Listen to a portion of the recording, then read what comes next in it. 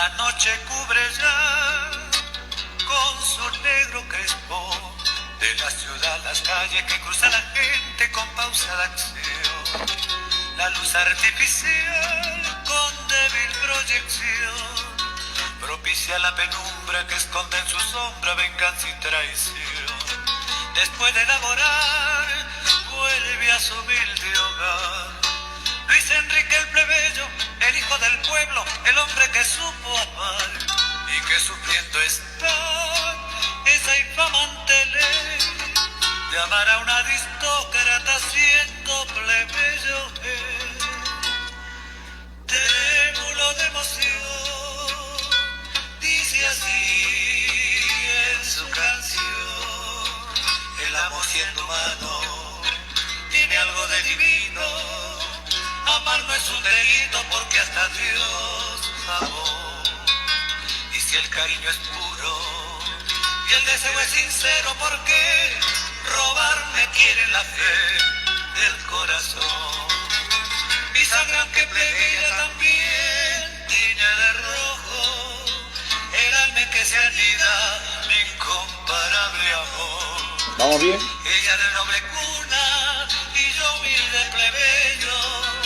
No es distinta la sangre ni es otro el corazón, Señor, porque los seres no son de igual valor.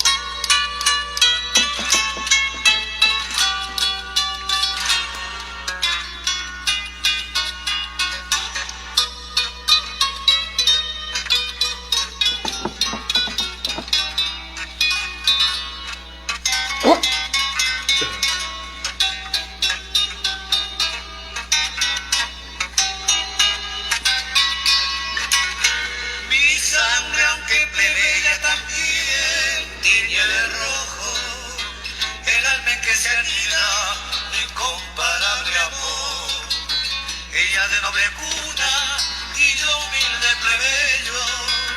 No es distinta la sangre ni es otro el corazón, Señor, porque los seres no son de igual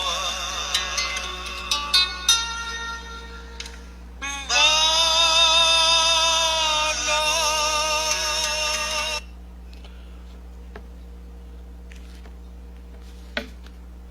Compañeros, compañeras, amigos y amigas, tengan ustedes muy buenos días, muy buenas tardes o muy buenas noches. Depende dónde y a qué hora nos estén sintonizando. Estamos en vivo y en directo desde la Casa Museo Haya de la Torre. Vamos a entrar y hemos estado un poquito escuchando, ¿no es cierto?, este tema de Felipe Pingle, el bardo inmortal, que se llama El Plebeyo, ¿no? Vamos a hablar sobre Felipe Pingle, su cercanía con el APRA, con Haya de la Torre, con la tribuna, cómo fue esa relación, cómo fue esa vinculación en ese tiempo, en esos años, ¿no? Felipe Pingle, que como ustedes saben, nació el 18 de julio de 1899 y murió bastante joven, murió en el mes de mayo de 1936, ¿no? Bastante pequeño, quedó huérfano. Toda esa parte de la historia, de su biografía de Felipe Pingle, lo pueden encontrar en los 4 capítulos que fueron emitidos en el programa Sucedió en el Perú, de la historiadora Norma Martínez. Esta música, esta canción, estas letras, El Plebeyo de Felipe Pingle, ¿no es cierto?, marcará esa relación, esa vinculación con el APRA. ¿Qué pasó con esta canción? ¿Qué ocurrió con esta canción? ¿Qué pasó con esta música en esos años, en esos tiempos, ¿no? Pero ¿cómo fue también la relación, la vinculación, en este caso, de las letras que iba creando, que iba publicando Felipe Pingle con nosotros, con el APRA, con la tribuna, cuyo número 1 está aquí presente, ¿no? ¿Cómo era esa relación cuando sale, por ejemplo, la tribuna en 1931, con ese grupo de muchachos, con ese grupo de jóvenes que eran los que llevaban los periódicos por las calles, por las plazas, por distintos lugares de Lima, por distintos lugares del país, pregonando, en este caso, los distintos periódicos?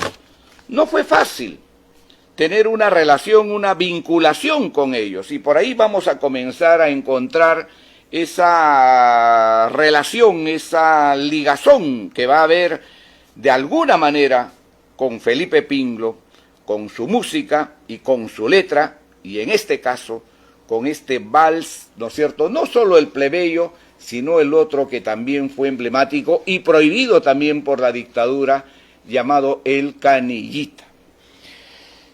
Y por eso vamos a recurrir, como es nuestra costumbre, a la fuente misma, para saber cómo se origina esta primera cercanía de este periódico que había nacido el 16 de mayo de 1931 y que necesitaba que pueda ser leída y pueda llegar a la mayoría de los ciudadanos. No había otra manera, no había otra forma de poder hacer llegar, ¿no es cierto?, a la ciudadanía, a la población, si es que no se hacía a través de los canillitas, que estaba conformado especialmente por muchachos, por jóvenes. Claro, ahora muchos no lo entenderán eso, porque claro, es muy fácil poder comunicarse, poder comunicar lo que uno escribe, hasta bajar un libro, hasta leer un periódico completo, a través de todo esto que nosotros llamamos plataformas o llamamos redes. Pero en ese tiempo no existía absolutamente ninguna posibilidad de comunicación, si no es que era a través de los periódicos y si no era a través de estos muchachos llamados los canillitas. Y aquí les estoy mostrando una verdadera joya. Este es un canillita que fue obsequiado a Aya de la Torre, ¿no?, que ha estado siempre aquí en el museo, que ha estado siempre aquí en la biblioteca privada de Víctor Raúl, y aquí todavía dice la tribuna, ¿no? Bonito obsequio, que en algún momento me lo comentó bastante también nuestra querida compañera Marta Pizarro. ¿Cómo fue ese entroncamiento? ¿Cómo fue esa cercanía para ir entrando ya después al tema que queremos, en este caso, conversar con ustedes? ¿Cómo nos acercamos a los canillitas? ¿Cómo fue que finalmente este diario La Tribuna, cuyo número 1 está aquí, que nos trajo nuestro querido compañero Mochero Vázquez, y también nuestra querida compañera Marta Quispe, tenemos 2 números de La Tribuna aquí, cómo hizo este nuevo periódico para poder acercarse a este grupo que eran los que finalmente distribuían los periódicos en todo Lima? Y ahí justamente Felipe Pingo va a entrar con su bella canción llamado Los Canillitas, o El Canillita, ¿no es cierto?, que lo vamos a escuchar en algún momento, a ver cómo los canillitas, los chicos estos, ¿no es cierto?, van a comenzar a pregonar estos periódicos en Lima y van a hacer que se escuche o se compre en distintos lugares del país, ¿no? Vamos a ponerle la música aquí de los canillitas mientras vamos hablando sobre este tema, ¿no? Este es un programa que hicimos ya en anterior oportunidad de la biblioteca de Manuel González Prada. Pero ¿cómo fue? ¿Qué cosa dice el historiador Martín Vergel, a cuyo libro yo acudo el día de hoy? Porque creo que de alguna manera nos abre esa ruta para poder encontrar esa relación, esa vinculación que hubo de este nuevo diario La Tribuna, que sale un 16 de mayo de 1931, con este grupo que distribuye, que en todo caso es el parapeto que hay que convencer, ¿no es cierto?, para poder llegar a la gente. Y eso era importantísimo, ¿no? ¿Qué nos dice Martín Vergel en la página 307? Yo les recomiendo este libro. Nos abre muchísimas nuevas rutas. Hemos hablado ya sobre eso varias veces, pero vamos a centrarnos en lo que dice el tema de los caniitas. En la página 307, Martín Vergel dice lo siguiente: en ese marco, Seoane y sus compañeros desarrollarán una política de seducción de un grupo que resultaba clave como agente de propagación, el de los niños repartidores de periódicos más conocidos como canillitas. El primer, no escollo, sino el primer grupo al cual había que convencer para que La Tribuna llegue a la gente eran los canillitas. Y aquí lo expresa muy bien Martín Vergel en la página 307, ¿no es cierto?, de su libro La desmesura revolucionaria, que yo recomiendo mucho su lectura. ¿Cuándo se va a componer este vals de del canillita, ¿no?, de Felipe Pingo, donde está voceado ya La Tribuna, que después obviamente por esa absurda decisión que ocurre en 1939, que después lo vamos a ver, alguna de sus letras fue recortada de una manera bastante, ¿cómo les digo?, pues perversa, ¿no? Perversa, y algunos cantantes o algunas cantantes se prestaron a esa farsa, ¿no? No voy a decir los nombres porque naturalmente son muy emblemáticas. Se acobardaron ante la dictadura y cambiaron la letra y ya no mencionaban ni a La Tribuna, ¿no? No mencionaron ni a La Tribuna. Cuando se compone este vals, este bello vals, ¿no? No sé si lo están escuchando, el canillita, ¿no? Famoso. Ahí van a escuchar al...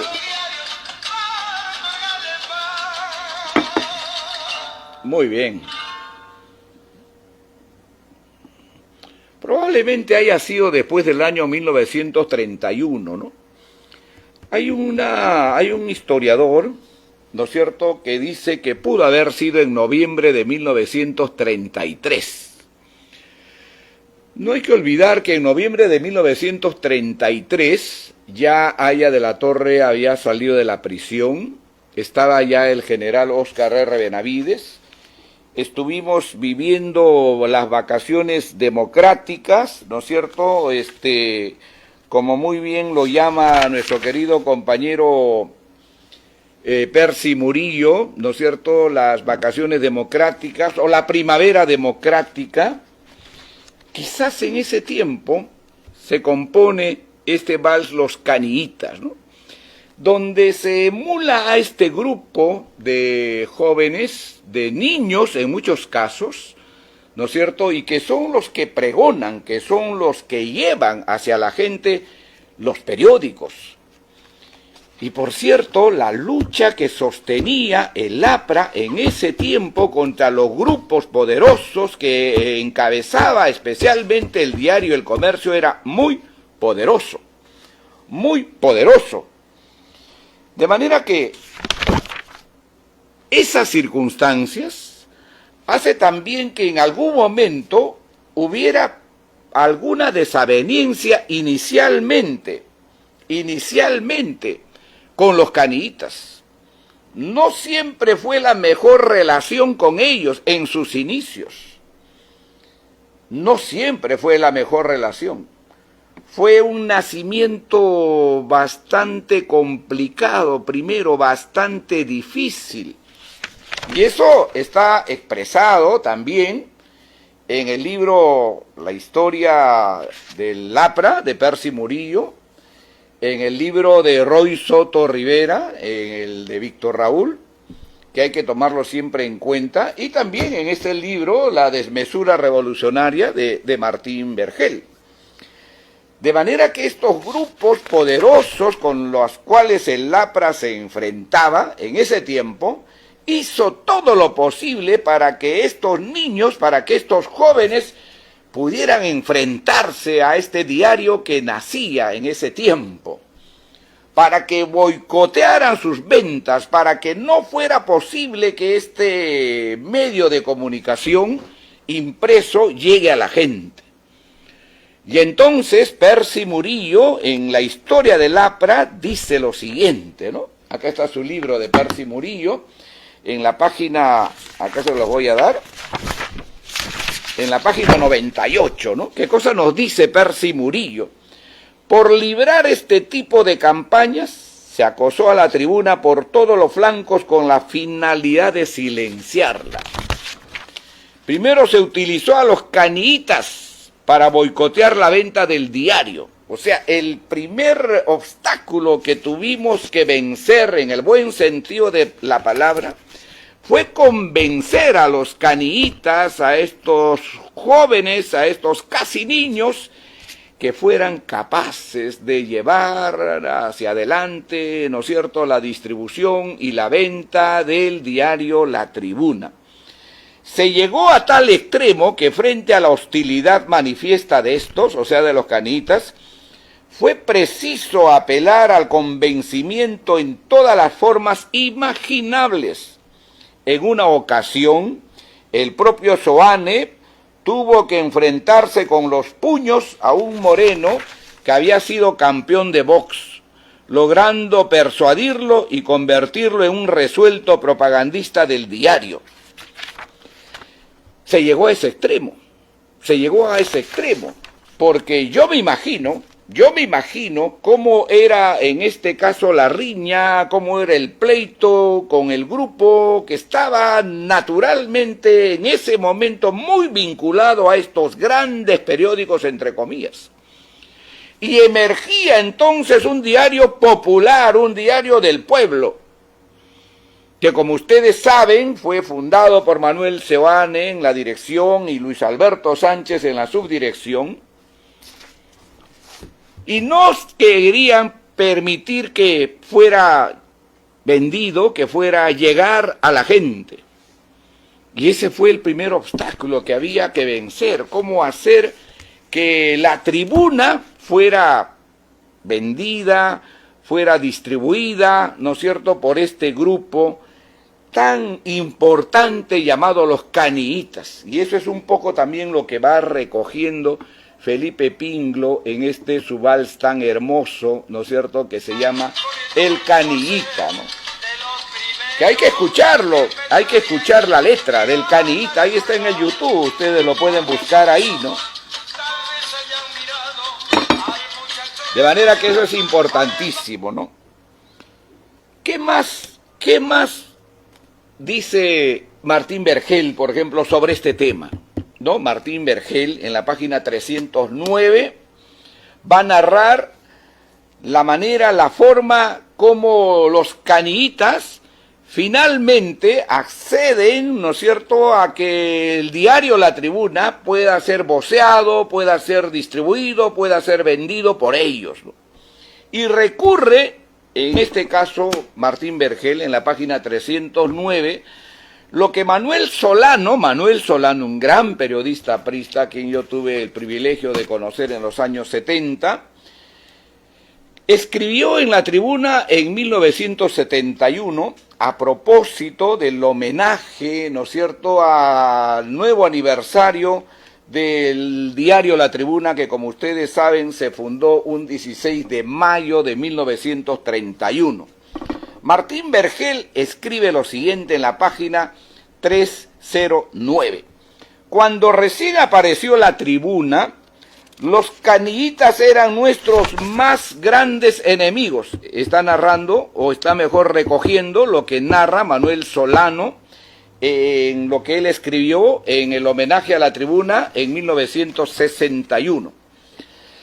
Grandes enemigos a la entrada nos silbaban, ¿no? Vergel continúa. En el relato que ofrece Manuel Solano, la situación varió luego de una reprimenda leccionadora de Seoane, que es un poco lo que recuerda, Percy Murillo en su libro Historia del APRA. Y continúa Manuel Solano, ¿no?, en su narración de cómo fue esa circunstancia, ese momento, esa coyuntura que va a significar finalmente llegar a convencer, llegar a hacer posible que estos niños, que estos jóvenes puedan incorporarse no solamente en la distribución de este nuevo diario, sino también puedan apegarse ya como militantes al partido, que es muy importante. Desde ese día los muchachos comenzaron a simpatizar con nosotros y hasta llegó un momento en que se peleaban por el periódico. Ese acercamiento se reflejó en el propio diario, en una nota doble página de noviembre de 1931 que llevaba por título: Traviesos pregoneros, los caniitas son los altoparlantes de nuestra difusión. Cientos de pequeños compañeros contribuyen con su esfuerzo a nuestra obra de propaganda, ¿no? Está aquí, en la página 309, para que vean cómo esa capacidad de convencimiento, de trabajo, para que estos jóvenes de ese tiempo pudieran integrarse plenamente a esta organización política como fue el APRA. No hay que olvidar también que en enero de 1934 se había fundado la organización juvenil, la Federación Aprista Juvenil, el 7 de enero, cuyo primer secretario general, como ustedes saben, fue nuestro recordado compañero Armando Villanueva del Campo. Yo me imagino, ¿no es cierto?, que todos estos jóvenes en ese tiempo comenzaron a trabajar directamente con estos muchachos que eran los que de alguna manera intermediaban los periódicos y en este caso la tribuna con la gente. Sin ellos no se podía llegar. No había posibilidad de éxito ni en la distribución ni en la venta. Y fue quizá el primer reto. Ya felizmente Manuel Seoane venía con una cargada experiencia de Argentina, ¿no? Venía con una cargada experiencia de Argentina. Había trabajado en esos temas mucho. Y Luis Alberto Sánchez naturalmente tenía también una vasta experiencia en todos esos temas. De manera que en esta misma publicación está reflejada la presencia de los caniitas en el APRA y naturalmente con Manuel Seoane, ¿no? Ustedes lo pueden ver aquí en este libro desde la página 309, 310, 311. Es muy largo, yo ya no les voy a leer sobre eso porque está aquí contada prácticamente en detalle cómo estos caniitas se van incorporando poco a poco no solamente a la distribución, a la venta, sino también cómo ya se van incorporando a nuestro movimiento, en muchos casos como militantes del partido, ¿no? Y narra Martín Vergel también aquí cómo en esas dos páginas que hace el diario La Tribuna sobre los caniitas, encuentran ahí que muchos de ellos van a declarar que se hicieron apristas porque vieron en el partido la organización que defendía a los pobres. Eran los niños que veían a esta organización partidaria que estaban con la causa del pueblo, ¿no? Como si esto fuera poco, en 1932, en enero, ¿no es cierto?, el APRA da un paso más en la defensa de los niños vendedores de periódicos. A poco de asumir sus funciones, Manuel Seoane y otros apristas, eso lo dice Vergel, que en las elecciones habían sido elegidos como parlamentarios, presentaron un proyecto de ley que proponía crear en cada ciudad la Casa del Caniita. Por eso es que los caniitas, desde que se organizaron en esos tiempos, tuvieron una relación estrecha con el aprismo. Y a Seoane se le conoció siempre como el personaje que hizo posible que los canillitas tuvieran acceso a una casa donde tuvieran ellos todos los servicios, desde un comedor popular hasta servicios médicos, de todo tipo. Dice el mismo Vergel, una plataforma que brindaría cobertura social a los infantes. La medida que ocupó el titular principal de portada en una edición de La Tribuna, que fue el número 268 del 23 de enero de 1932, no llegó a buen puerto. Pocos días antes el sanchezerrismo había aprobado la llamada ley de emergencia, que en los hechos significaba el inicio de la gran persecución. Eso está en la página 312 de este libro, La desmesura revolucionaria. Pero ahí está, esa relación, esa vinculación del APRA, de Manuel Seoane, ¿no es cierto?, de los canitas, de Felipe Pingle, con ese vals tan hermoso que hace en homenaje a estos niños, a estos jóvenes, donde se escucha, donde se lee en sus letras cómo él incorpora a la tribuna, ¿no?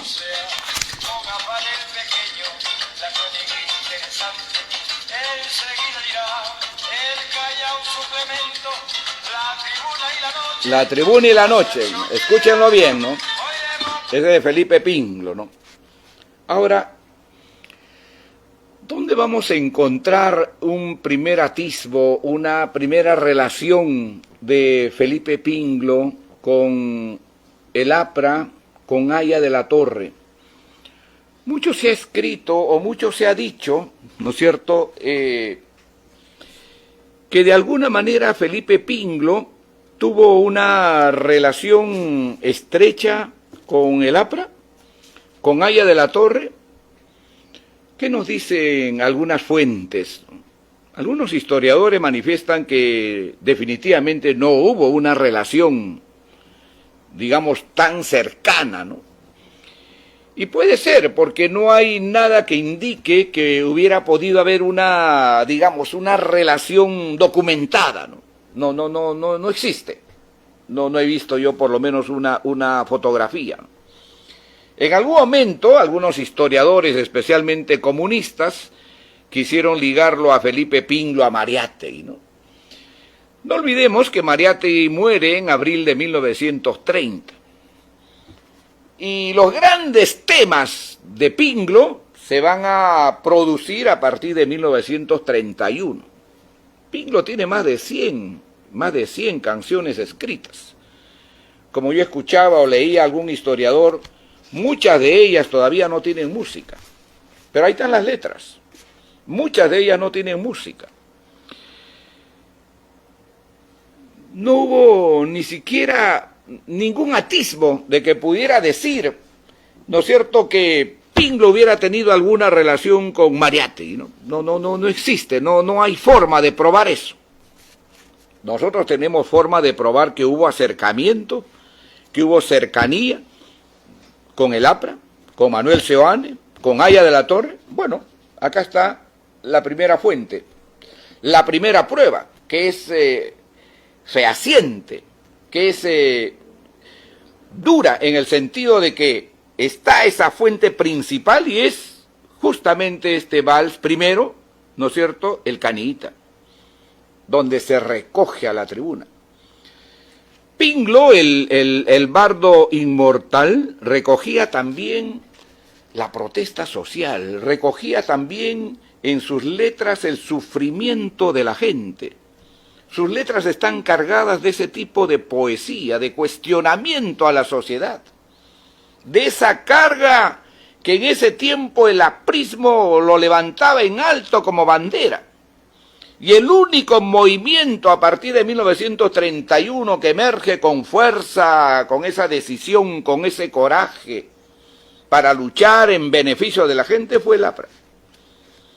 Y eso es un poco lo que va recogiendo Pingle también en sus letras, en sus canciones, en sus creaciones.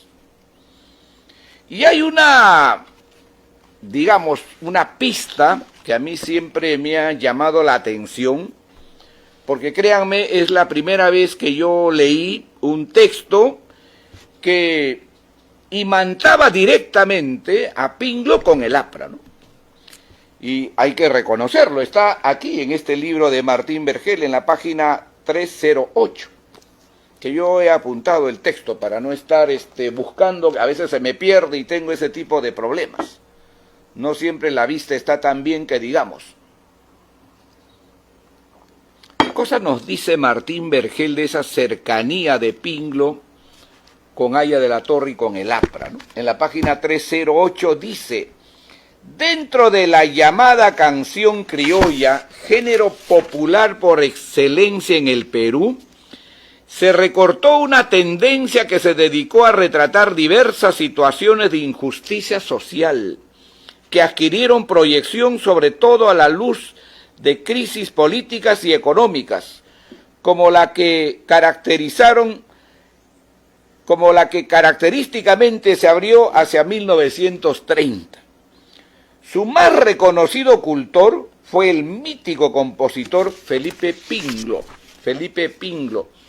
el cantor de los humildes, autor de piezas como Pobre Obrerita o Los Plebeyos. Pues bien, una de sus composiciones más recordadas se titula también El Canillita y está dedicada a reivindicar su abnegada labor. La letra original de este vals, modificada luego por la censura, es lo que yo les comenté, ¿no? Que en algún momento gente, ya había muerto Pinglo, ¿eh? Pinglo murió en 1936, dijeron que la parte donde se repetía la tribuna debía más bien evitarse, ¿no? Para que el dictador no se moleste. A eso se refiere Martín Vergel, ¿no? La letra original de este vals, modificada luego por la censura, menciona a los diarios apristas La Tribuna y La Antorcha, razón por la cual se ha dicho que... ¿Dónde estás? Pinglo, que murió prematuramente en 1936, tenía simpatía por el partido de Haya de la Torre. Razón por la cual se ha dicho que Pinglo, que murió prematuramente en 1936, tenía simpatías por el partido de Haya de la Torre, en la página 308 de La Desmesura Revolucionaria. Esa es la primera, digamos, relación que marca este entroncamiento que hay de este bardo inmortal con el APRA, con Haya de la Torre y su simpatía por este movimiento, ¿no? La canción El Plebeyo, ¿no? Que hemos estado escuchando al inicio y que lo vamos a seguir escuchando, obviamente, ¿no? Que lo vamos a seguir escuchando, obviamente, porque creo que de alguna manera refleja lo que estamos hablando el día de hoy, pero además lo que le tocó a esta canción, a esta letra, a esta creación de Felipe Pinglo, sufrir al lado del APRA. Hacer que esta canción también sea prohibida, sea perseguida, sea enviada a la clandestinidad. Parece mentira, ¿no? Y muy pocos lo conocen. Y muy pocos lo conocen, que esto ha sido así. Muy poco se comenta, muy poco se cuenta, muy poco se dice, se oculta, porque quieren presentar a un Pinglo distinto, a un Pinglo diferente, y no presentar al verdadero Pinglo, esa relación, esa vinculación que tuvo con nuestro movimiento. Si bien es cierto, no fue un activo militante, pero nadie puede negar esa cercanía que hubo a través de las letras, a través de sus composiciones. Y eso está muy bien reflejada en los historiadores que de alguna manera van recogiendo todo esto, como al final lo vamos a demostrar también. Esta canción, El Plebeyo, ¿cuándo se escribe? ¿Cuándo se interpreta por primera vez? Fue en 1931. Había regresado ahí a la Torre, no se olviden, en julio de 1931. Se escribió las letras de El Plebeyo. y se estrena por primera vez, ¿no es cierto?, en la voz de Alcides Carreño y la guitarra de Pedro Espinel ese mismo año, en 1931. Con una hermosa letra, ¿no?, como estamos escuchando aquí, que refleja el amor a veces no recompensado o compensado, y que está en esta hermosa letra del plebeyo, cuyo inicio dice: la noche cubre ya con su negro crespón de la ciudad las calles que cruzan las gentes con pausada acción, la luz artificial con débil proyección que esconde en su sombra venganza y traición. Después de laborar, vuelve a su humilde hogar Luis Enrique el plebeyo, el hijo del pueblo, el hombre que supo amar y que sufriendo está esa infamante ley de amar a una aristócrata siendo plebeyo él. Trémulo de emoción, dice así en su canción: el amor siendo humano tiene algo de divino, amar no es un delito porque hasta Dios amó, y si el camino es puro y el deseo sincero, ¿por qué robarme quieren la fe del corazón? Mi sangre, aunque plebeya, también tiñe de rojo el alma en que se anida mi incomparable amor, ella de noble cuna y yo humilde plebeyo.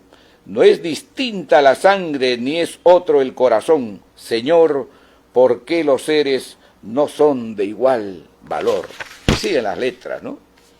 Y siguen las letras. ¿Cuándo se va a prohibir esta canción y por qué se va a prohibir esta canción? ¿Qué es lo que ocurrió? ¿Qué es lo que pasó? El APRA había pasado ya en noviembre de 1934 a una franca persecución. Ya nosotros habíamos sido puestos fuera de la ley. Gobernaba entonces ya el dictador Óscar R. Benavides en ese tiempo.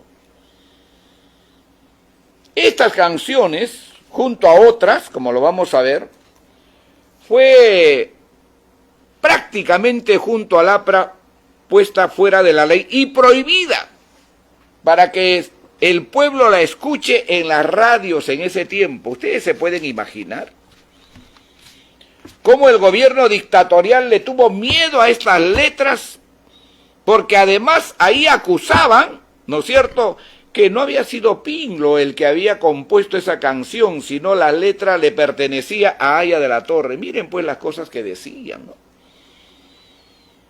Tratando de decir que Pinglo no había sido el que había compuesto, tratando de reducir, de restar esa grandeza de este gran compositor, el más grande compositor que hemos tenido, como Felipe Pinglo Alba. Es decir, acusando de que la letra lo había escrito no Pinglo sino Aya de la Torre, y por eso lo ponen fuera de la ley, por eso lo van a prohibir. ¿Ustedes se imaginan eso? Muy poco se dice, muy poco se comenta.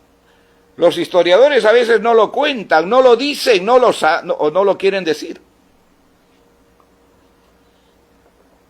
Pues nosotros tenemos que propagar la verdad. Que este vals, quizás el más emblemático que tiene el Perú, cuando uno va fuera del país o aquí mismo, lo escucha con tanto orgullo, con tanta devoción, con tanto cariño, incomprendido en ese tiempo, excluido en ese tiempo, prohibido en ese tiempo.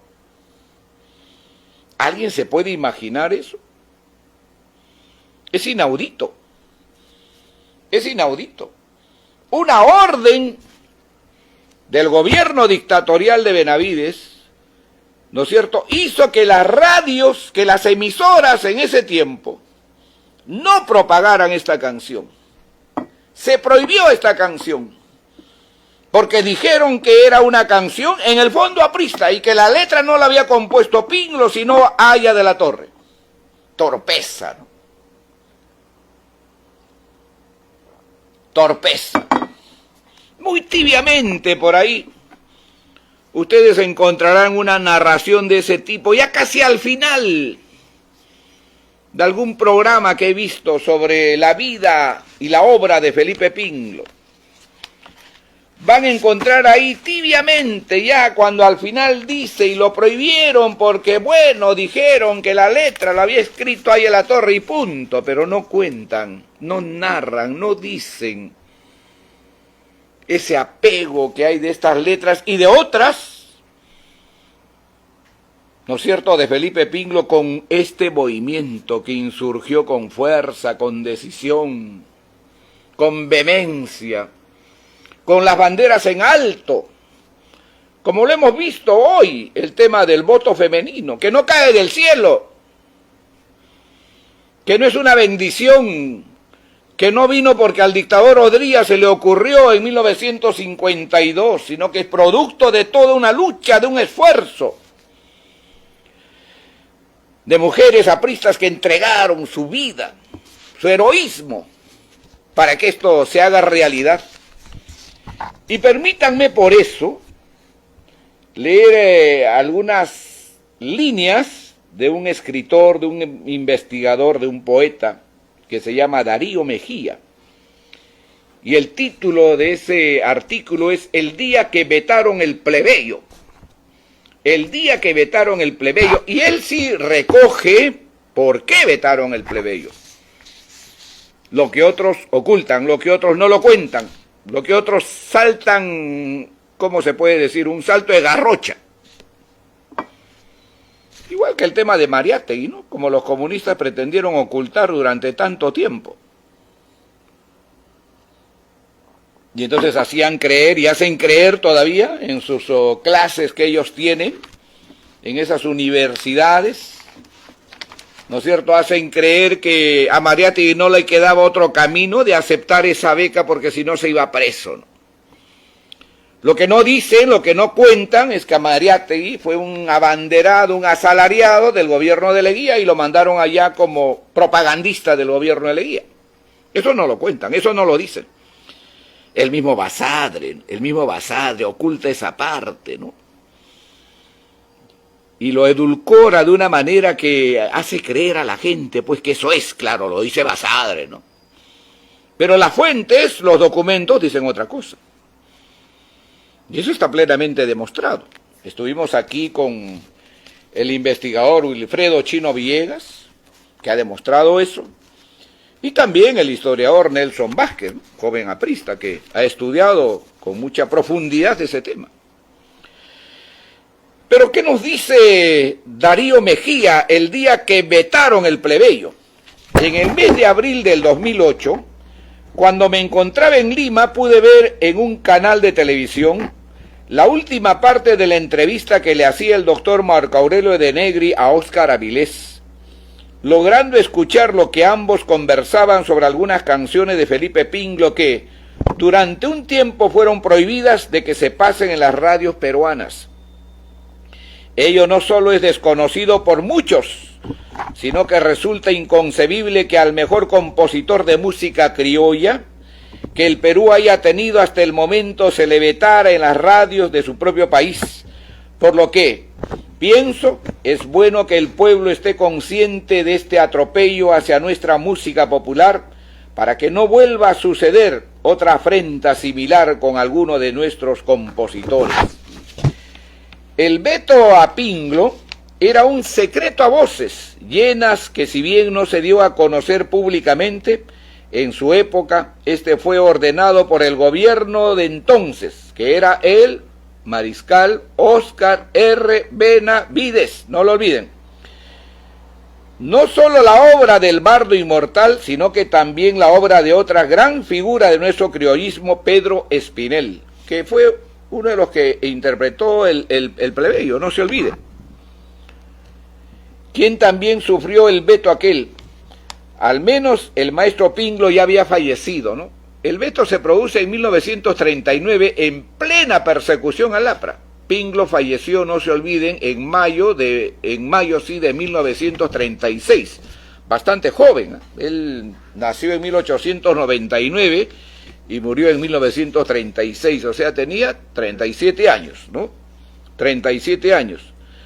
Por lo que no sufrió la afrenta en vida, pero Espinel sí estaba vivo y debe haberle dolido mucho que en su propio país se prohíba que sus canciones sean transmitidas por radio o se canten en público. Corría el año 1939 y las canciones de Felipe Pingle se estaban popularizando cada vez más entre el pueblo peruano, por la letra, pues por el tipo de letra, la protesta, el cuestionamiento, el recojo que él hacía de la protesta en ese tiempo, del sufrimiento de la gente, del obrero, del campesino, de la gente más necesitada, ¿no? A la cual el APRA pues tiene que volver. Yo decía hace poco en una reunión bastante pequeña de un grupo, hay que radicalizar el discurso del APRA. Parecemos más bien promotores de las ideas derechistas en este país. Varias canciones de Pingle incluso ya se habían interpretado en películas peruanas que se estrenaron un año antes. El plebeyo se estaba convirtiendo en la canción preferida de muchos intérpretes y del público amante de la canción criolla. El Perú estaba bajo la dictadura de Óscar R. Benavides, quien no solo perseguía a Aya de la Torre, sino a todo lo que era o parezca aprista. Un día de aquel año de 1939, llegó a las radiodifusoras de Lima el mandato de orden, paz y trabajo, mediante el cual no solo se atentaba contra compositores peruanos, sino que también se pretendió acallar la voz de la canción criolla. El músico Enrique Pozo Segarra trabajaba por ese tiempo en la radio Goicochea, y a sus manos llegó la circular de la dirección de radio, donde se comunicaba a todas las emisoras de Lima que quedaba prohibida la transmisión de 10 canciones criollas, bajo amenaza de fuerte multa a la radio y suspensión indefinida a cantantes de ambos sexos. ¿Cómo se pueden imaginar, no? Por emitir, por transmitir, por hacer que la gente escuche la música criolla, se les suspendía, se les ponía una multa, se les clausuraba la emisora. ¿Cómo era? Ya imagínense cómo era la persecución al APRA en esos tiempos, en esas épocas. Con Aya de la Torre a la cabeza en plena clandestinidad, ¿no?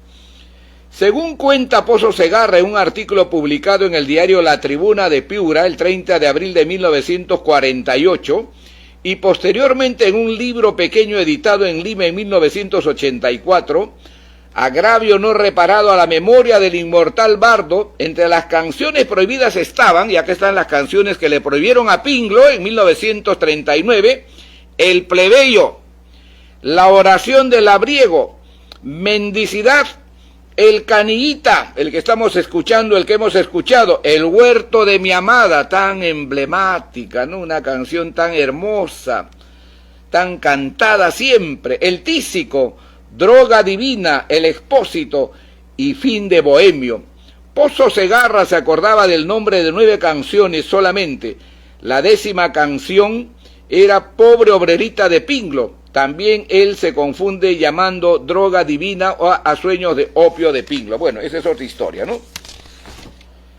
Según se ha contado, el gobierno dictatorial de entonces, y por eso lo clausuraron, por eso lo prohibieron, por eso lo sacaron de las emisoras, por eso quisieron multar a las emisoras que transmitieran esas canciones. Según se ha contado, el gobierno dictatorial de entonces pensaba que Víctor Raúl Aya de la Torre era el autor del plebeyo y las otras canciones que fueron prohibidas. De allí que la quisieron acallar.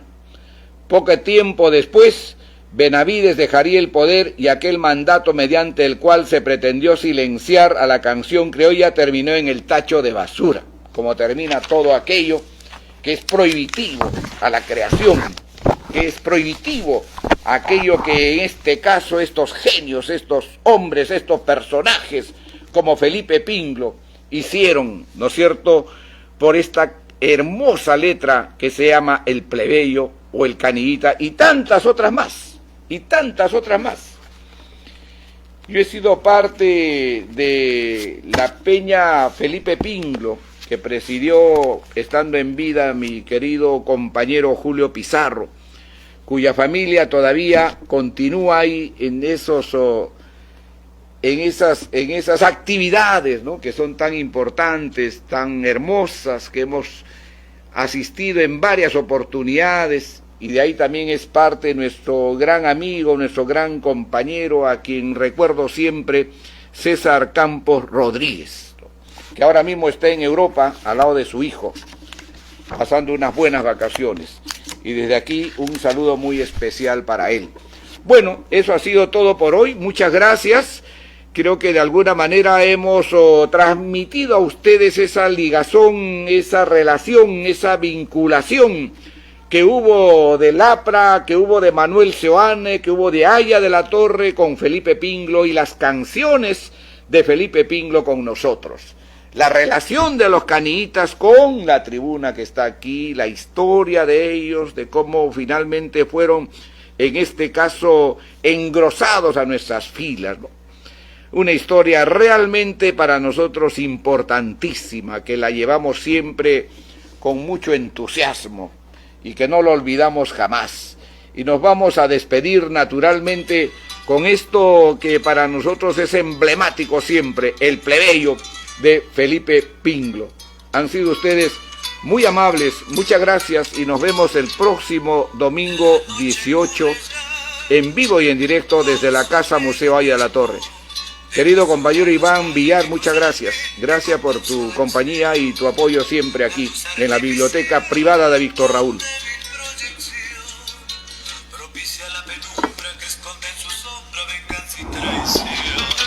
Después de enamorar, vuelve a su humilde hogar.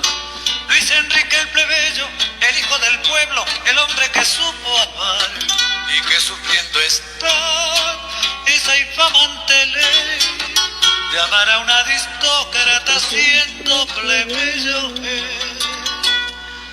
Trémulo de emoción, dice así en su canción: el amor siendo humano tiene algo de divino.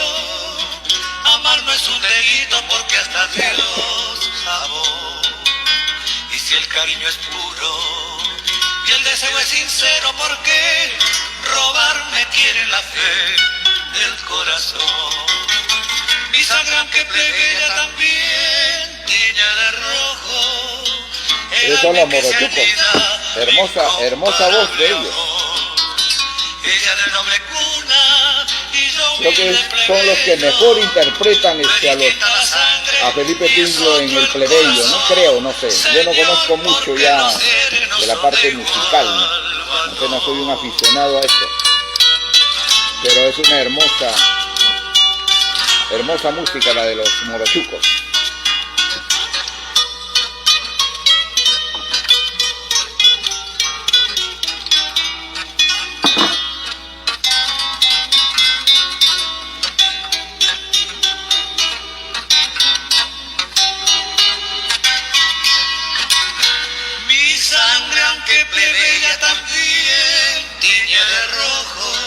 Muy bien, muchas gracias. Incomparable amor, ella de noble cuna y yo humilde plebeyo, no es distinta la sangre. Muchos saludos pues, para todos los compañeros que nos siguen, todavía no cortes, que sigan escuchando aquí los compañeros. Muchas gracias.